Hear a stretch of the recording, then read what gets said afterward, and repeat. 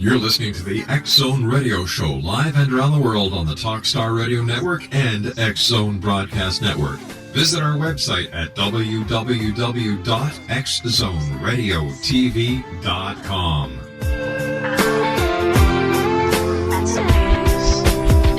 Chill out, what you yelling for? Lay back.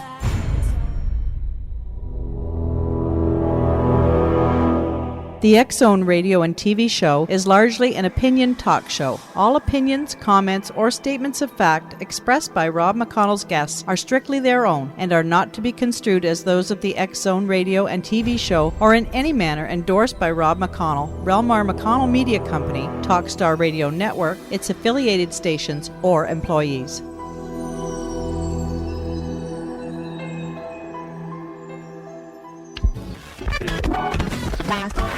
All Hit Radio.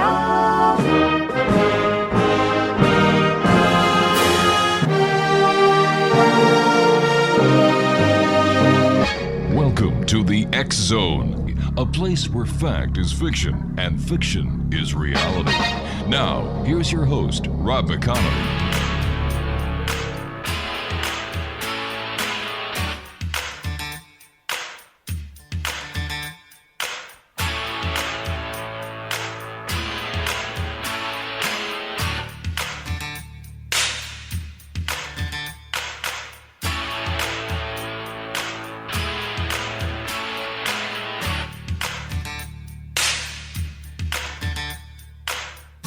Little ditty about Jack and Diane, two American kids growing up in the heartland. Jackie gonna be a football star, Diane's debutante backseat of Jackie's car. Welcome back to the X Zone, everyone. My name is Rob McConnell, coming to you from our studios in Hamilton, Ontario, Canada, on the Talkstar Radio Network, X Zone Broadcast Network, and Star Cable. If you'd like to give us a call, worldwide toll-free, 1-800-610-7035. Email xzone@xzoneradiotv.com. On MSN Messenger, you can always chat with us here in our studios 24 hours a day. xzoneradiotv@hotmail.com, and our website, www.xzoneradiotv.com. Don't forget, the April edition of the X Chronicles is out. If you'd like to receive your complimentary link, all you have to do is send an email to xzone@xzoneradiotv.com, and we'll send you the link. You can read the paper online, you can download it, you can print it, you can do whatever you'd like to do with it, all with the compliments of our advertisers. That's at just send an email to xzone@xzoneradiotv.com. My guest this hour is Dr. Robert Piccioni, and he is the author of Can Life Be Merely an Accident? Excellent question. Robert graduated from Caltech with a Bachelor of Science in Physics. He has a PhD in High Energy Physics from Stanford University. He was on the research faculty of Harvard University, ran 8 high-tech companies, and holds patents for medical equipment, smart energy, and microelectronics. Now retired, Robert devotes full time to providing public access to exciting and important scientific discoveries. He speaks at schools, universities, churches, and civic groups, and is the award-winning author of 2 books. Now, Robert says, and this is a quote, "You don't have to be a great musician to appreciate great music," and the same applies to science. Robert hosts his own radio show, Guide to the Cosmos, on webtalkradio.net. And Robert Piccioni, welcome back to the X Zone. Nice talking to you again, Robert. Well, thank you for inviting me, Rob. It's a real pleasure to be with you. The door is always opened. There you go. Fantastic. Robert, tell us a little bit about your new book, Can Life Be Merely an Accident? Well, scientists have believed for decades, probably about half a century, that life began when the right molecules just happened to bang into each other in just the right way. And I was born a scientist. I've always been a scientist, and that's what I always believed because that's what I was taught. And, countless times I've told people that. And when I was writing my first book, I had to go back and review some of the basics of physics so I could explain everything I wanted to explain, things I hadn't touched for 40 years. And I kept seeing these little peculiar things about the universe that just had to be a certain way in order to make life possible. And after I finished writing that book, these things sort of rattled around in my mind. And then I realized that all these things came together with a really startling result. And that is that our universe is amazingly precisely tuned to make life possible. So then I tried to calculate how likely that could be as a result of just random chance. And I got the world's smallest number. I mean, the most extraordinarily unlikely thing it could possibly be is that life originated entirely by accident. And so that's what my book is about. Robert, you and I have to take a commercial break. We'll be back in 2 minutes. X-Zone Nation, our very special guest of this hour is Dr. Robert Piccioni. He is the author of Can Life Be Merely an Accident? His website is www.guidetothecosmos.com, and you can listen to his radio show on webtalk.net. Webtalkradio.net, I'm sorry. That's www.webtalkradio.net. I'll be back on the other side of this commercial break as we ask the question to the good doctor, can life be merely an accident?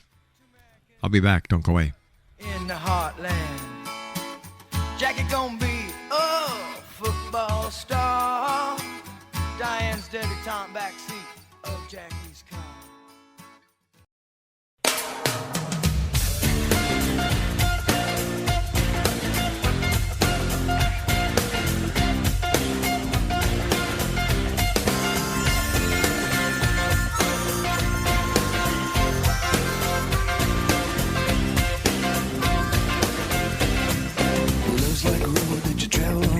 One day and the next day gone. Sometimes you bend, sometimes you stand, sometimes you turn your back to the wind. There's a world outside the darkened door where blues won't haunt you anymore.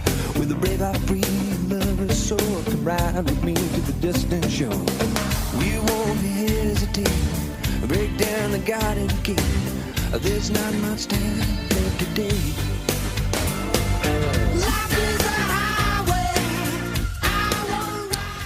Welcome back, one and all. Dr. Robert Piccioni is my special guest. He is the author of Can Life Be Merely an Accident? His website is www.guidetothecosmos.com.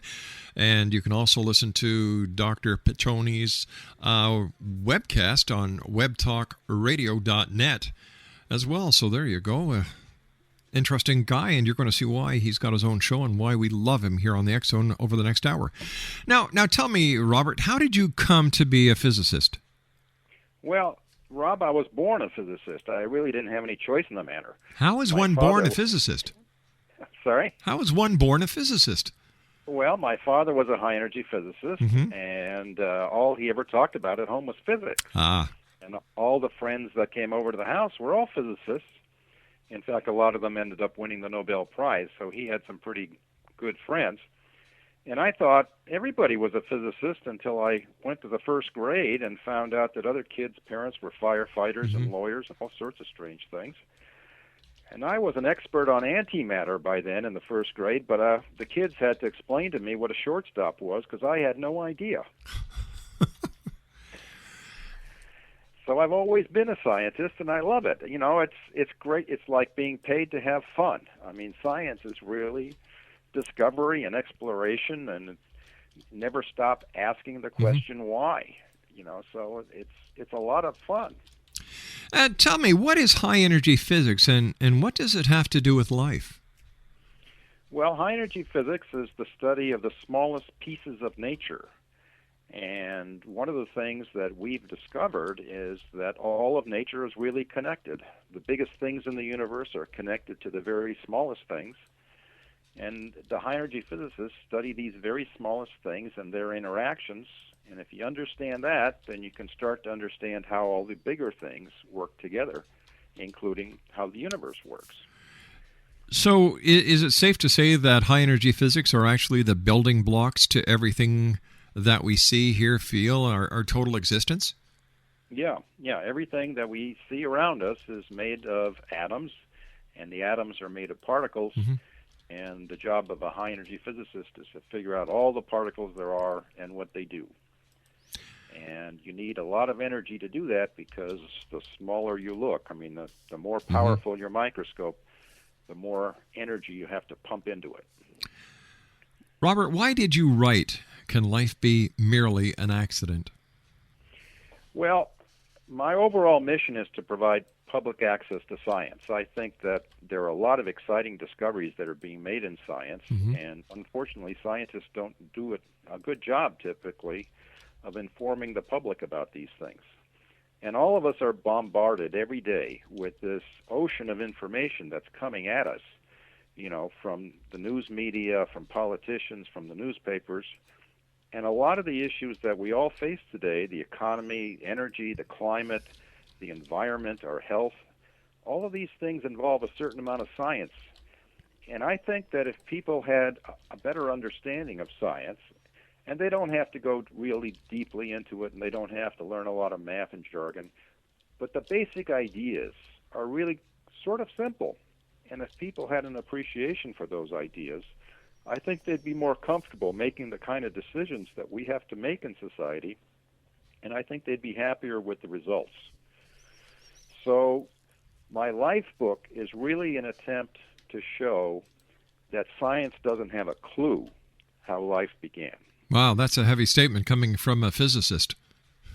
Yeah, I mean, some scientists, really have this arrogant attitude that science is going to answer all questions, that we know all things, and there's nothing important except science. And in particular, they go attack religious people. Right.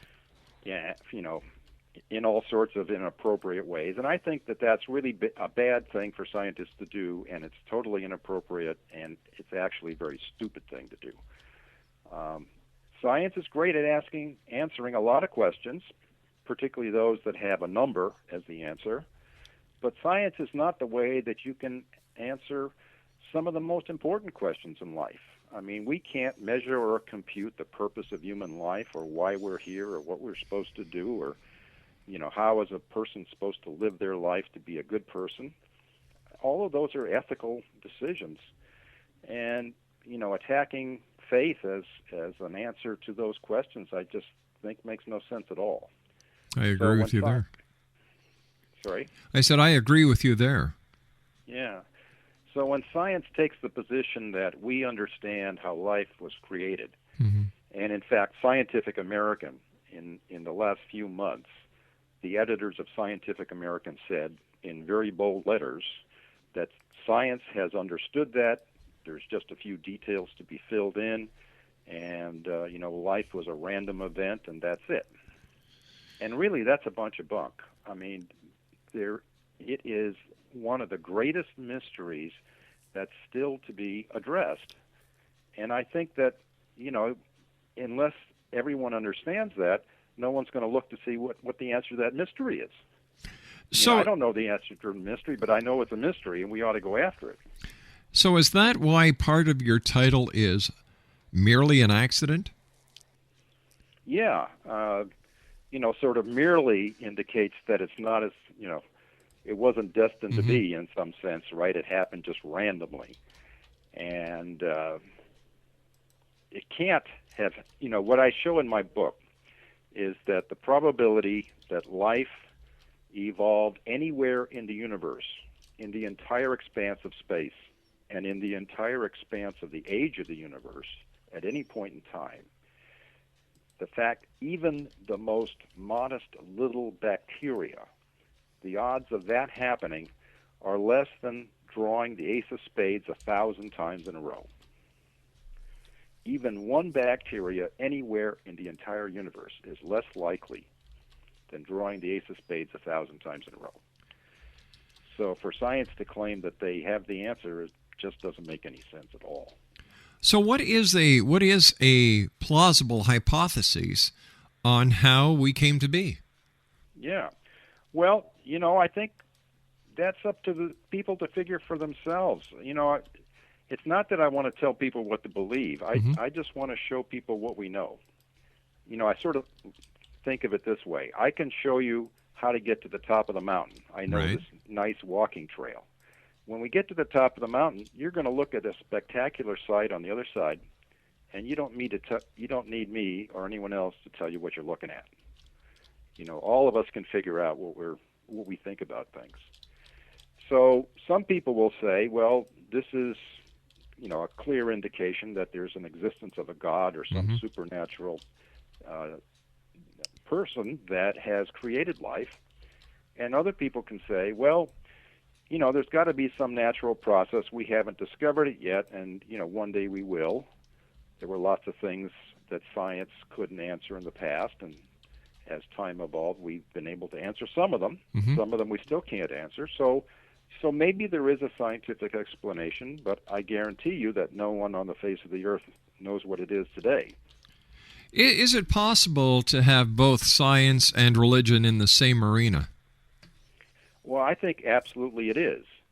In fact, there was a recent survey that was published in the LA Times that said that 51% of scientists believe in some form of God, some divine entity. And that may surprise a lot of people. And in fact, that percentage is higher today than it was, let's say, 50 years ago.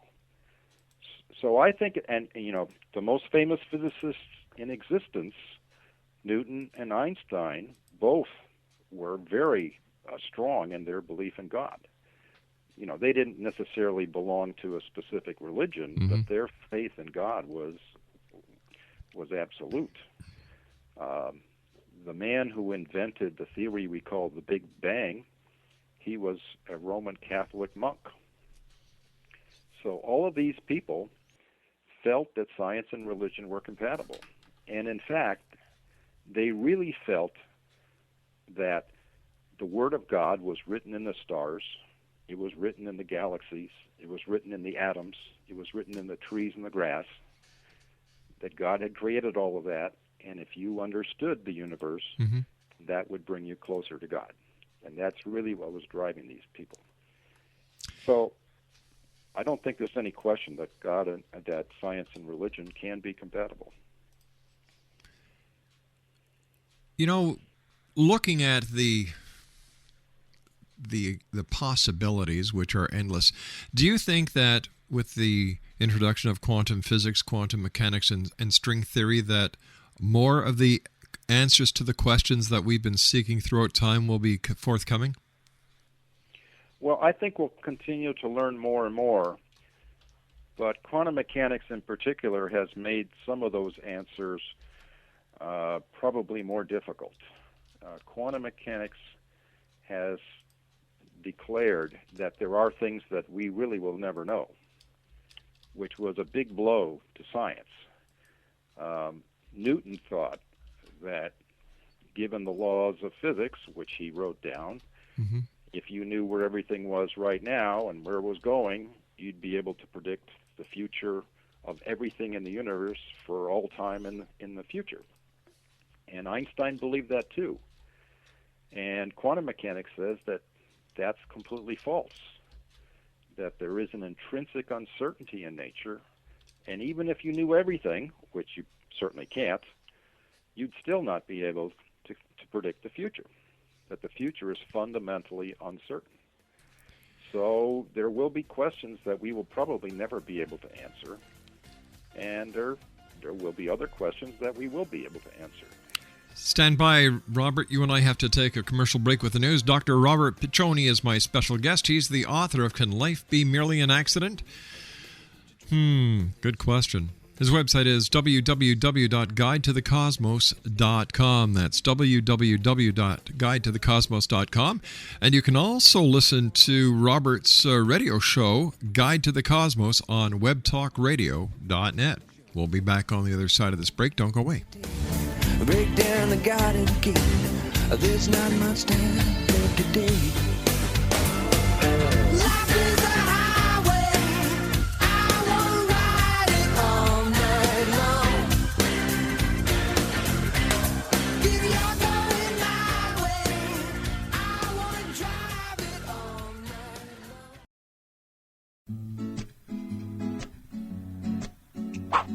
long. So I went back to the doctors because when I needed a second opinion, and I went back and told him he was a good doctor, but he wasn't there. I got some woman in a white coat standing there. I said, "Excuse me, but who are you?"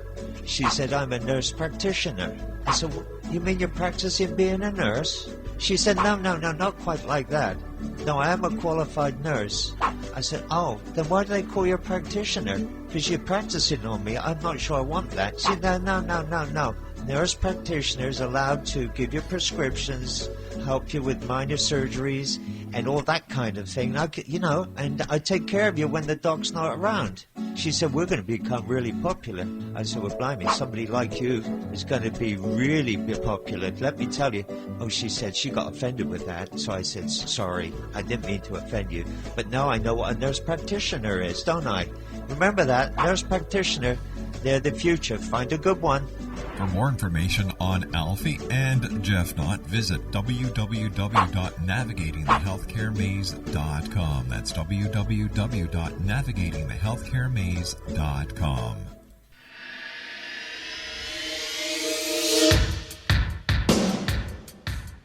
My name is Michael Telstar, Canada's leading mentalist from Toronto, Ontario. Hi, my name is Splenda, and you're listening to my dad, Ron McConnell, on the X-Zone. This is Psychic Dorothy from St. Catharines, and you're listening to Rob McConnell. Hello, my name is Holly Reeves, an astrologer from Astro For You, and you're listening to Canada's #1 paranormal radio show, The X-Zone, with Rob McConnell. Welcome to The X-Zone, a place where fact is fiction and fiction is reality. Now, here's your host, Rob McConnell.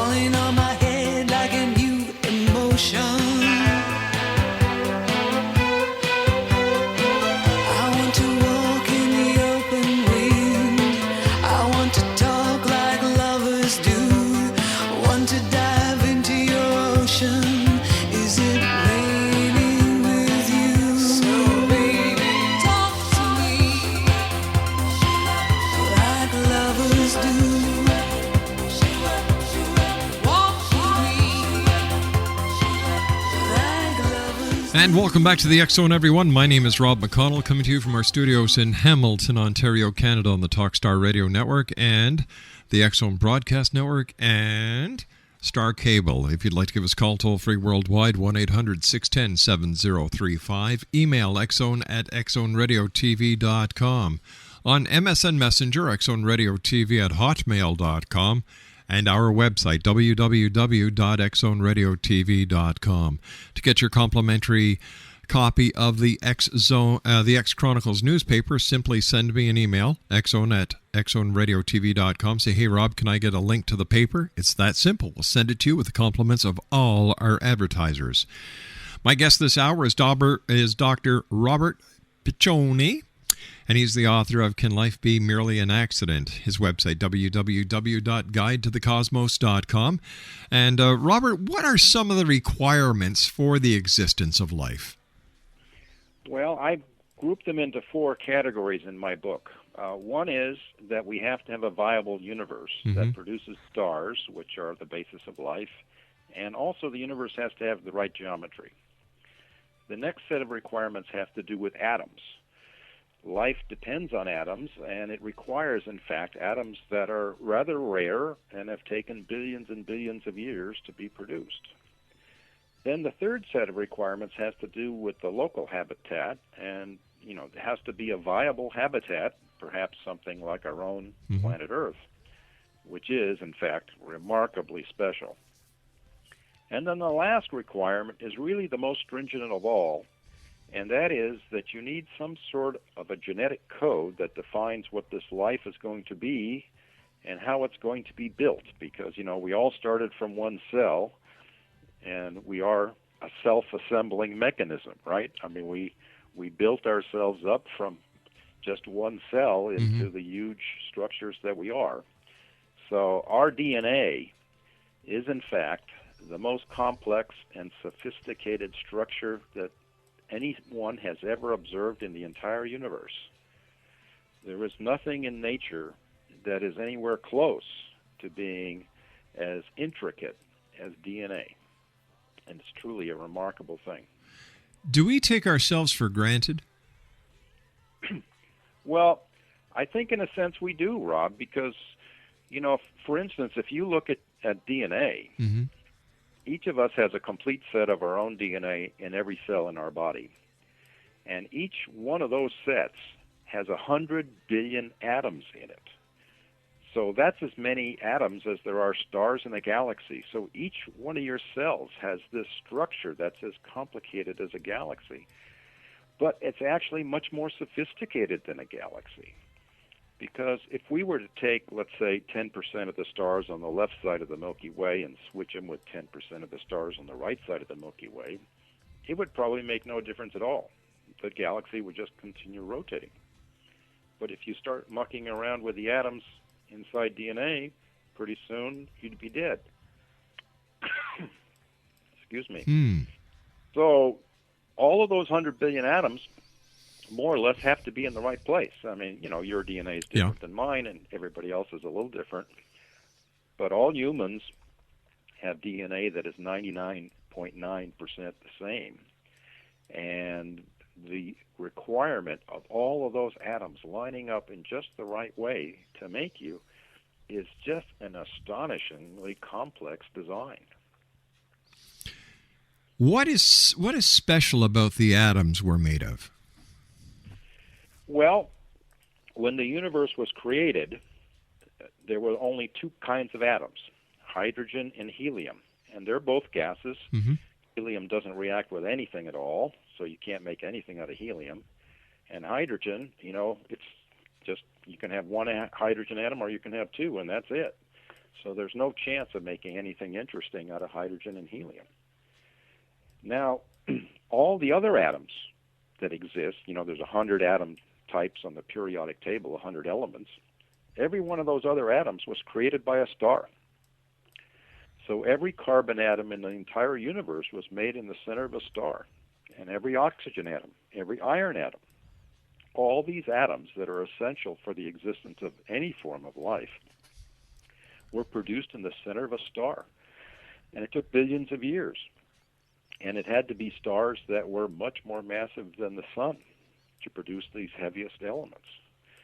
And when these stars died, they exploded, some of them creating these beautiful structures we see called supernova, one of the most violent events that's ever occurred in the universe since the Big Bang. And that violent event is really the source of our life. Thanks to that explosion, those critical elements that were produced in the center of the star get spread throughout the galaxy. All those atoms are blasted off into space, and they seed these great gas clouds that exist in the cosmos. Some of these gas clouds are hundreds of trillions of miles across, and they can sit there for 1 billion years. And then one day, part of that gas cloud starts to collapse, and it forms a new star. And that new star might have planets on it. And because the previous stars have died and exploded, that gas now contains carbon and oxygen and iron and all these other things. And if it wasn't for that, we wouldn't exist. So that's really a remarkable thing. But that's not the spin that the Bible would have you believe. Well, I look at the Bible as having some very interesting messages, some very profound statements. And if you look, for instance, at the book of Genesis and the story that the Bible tells about the origin of the universe and the origin of everything else, right, and you look at the scientific story of the origin of the universe and the origin of everything else, these two stories have a remarkable resemblance. I mean, yeah, science says it's 13.7 billion years, and the book of Genesis says 7 days, but, that's not the most important part of the message. To me, the most important part of the message is that they both say our universe did not always exist, that it came into existence at a single instant in time, that all of the energy sprung forth from this starting point in time and space, and that the stars and the planets and life and all of that evolved over time from that beginning. And that's really a remarkable story if you think about it. It certainly is. It has a lot to say, and the fact that science comes up with essentially the same story, I think that's a very interesting situation, that they both arrived at the same conclusion. And I don't worry about the numbers. The numbers are not, no one's going to believe in God or not believe in God because it's 6 instead of 7 or some other Exactly. number. Yeah. Tell me, Robert, what is so special about Earth? Oh, Earth is not just the best of the 8 or 9 planets, depending on how much of a Pluto fan you are. I still hang on to Pluto. I grew up with Pluto being a planet, and I haven't given up on that yet, but it's officially been demoted, so there are only 8 planets. But the Earth is far better than just the best of 8. I think it's probably more like the best of 1 billion planets. You'd have to go through 1 billion planets out there to find one as good as the Earth. One of the things that makes the Earth so great is the fact that we have this huge concentration of iron in the center of the Earth. That iron is still molten, and it gives us this enormous magnetic field that protects our atmosphere from the sun. The sun puts out 1 million tons of charged particles every second. This is called the solar wind. And if we didn't have a magnetic field, that solar wind would basically sandblast our atmosphere away, and there could be no life on Earth. Wow. And the reason we have that iron core is because of a complete accident. About 50 million years after the Earth formed, we believe, this is the latest theory, that this giant rock about the size of Mars came in and broadsided the Earth. There was this cataclysmic collision, and part of the Earth was blasted off into space and later condensed and became our moon. And the iron from this big rock fell to the center of the Earth. Iron's the very heavy element, and so it falls to the center. And it made the Earth have a very large abundance of iron and a very thin crust, because a lot of the crust got blasted off to form the moon. And so we've got plate tectonics that other planets don't have, and that keeps refreshing our continents. We've got the magnetic field that protects our atmosphere because of this. And we've got the moon. Our moon is by far the largest moon relative to the host planet of any moon in the solar system. It's like 50 times bigger relationship to the planet than the next moon. And our moon maintains the rotational axis of the Earth. So we have a consistent seasons, throughout the year, because our axis stays in alignment. The axis of Mars, for instance, has flipped as much as 90 degrees at various times in its history. And if ours did that, the northern hemisphere might boil away while the southern hemisphere froze solid, because the northern hemisphere would always be pointing at the sun, or the other way around. Either way, there would be no place that life could survive. So all of these coincidences or accidents or whatever you want to say came together to make Earth this fabulously habitable planet. And so I list a total of 13 things that make the Earth remarkably special, and other than that, we wouldn't be able to survive here. Fascinating, truly fascinating. Quick question for you. We've got about a minute before I have to take another break here, Robert. Is it possible that our planet Earth is being visited by other life forms from another planet? Well, I think it's certainly possible that it has been in the past, and they may still be here. And in fact, they may even be inside our DNA. So, which we could get into a little more after the break. Sounds like a plan. I've always believed that there is a part of the Bible that was written to satisfy the needs of man at the specific time in our evolution, on the time-space continuum. However, one thing that did not happen was the theological books have not kept up with the progress and the evolution of man. So is it possible that the gods of yesteryear were actually relatives to us? And this is why in the very beginning of the Bible, in the book of Genesis, it says, "And God said, let us make man in our image." Let's talk about that when we come back on the other side of this break. Dr. Robert Piccioni is my special guest. His website, Exonation, is www.guidetothecosmos.com. That's www.guidetothecosmos.com. And we're talking about Robert's new book entitled, Can Life Be Merely an Accident? I'll be back on the other side of this commercial break as the X Zone continues from our studios in Hamilton, Ontario, Canada, on the Talkstar Radio Network, X Zone Radio Network, and Star Cable. We'll be back. Don't go away.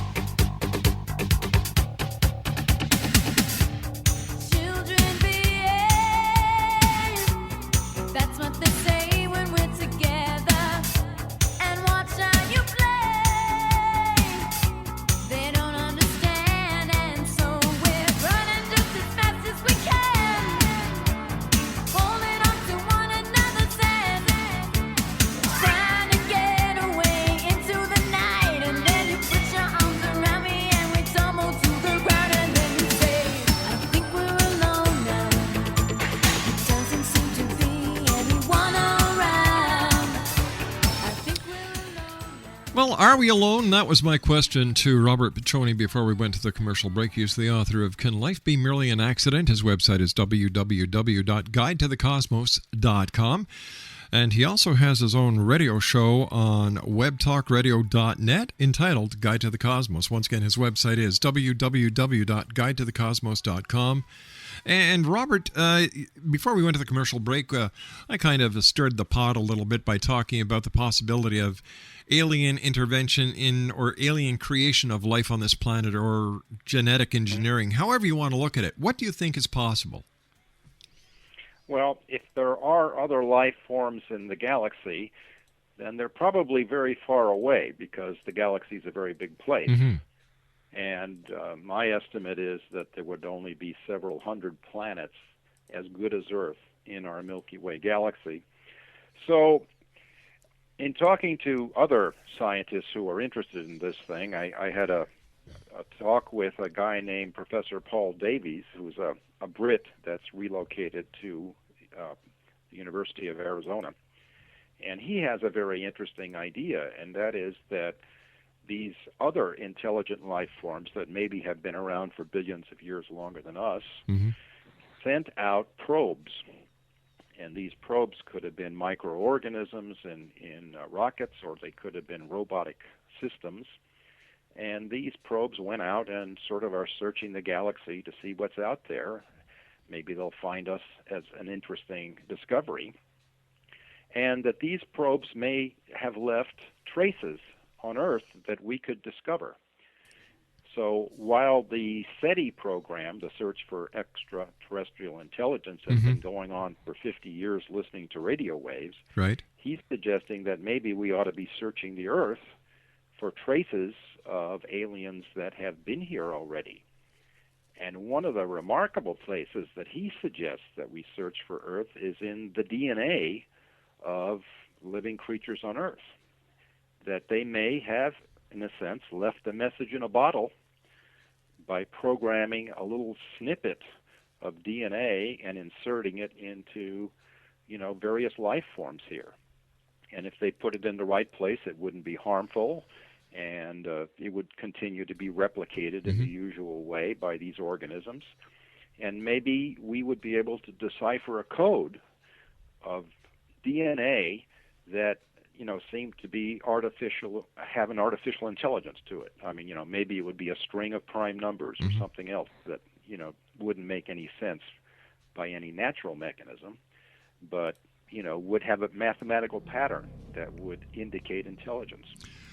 Robert, you and I have to say so long for now. Look forward to the next time that you're with us back here in the X Zone. Congratulations. I'd love to do it again, Rob. You know you're going to, and because you've got a lot to say. I love what you're doing, and I wish you nothing but success, not only with your new book entitled Can Life Be Merely an Accident, but your radio show as well, Guide to the Cosmos on webtalkradio.net.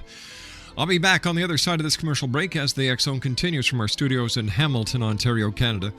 If you'd like to give us a call, 1-800-610-7035, email xzone@xzoneradiotv.com, and our website, www.xzoneradiotv.com. My name's Rob McConnell. This is the X Zone. I'll be back on the other side of the news. Don't go away.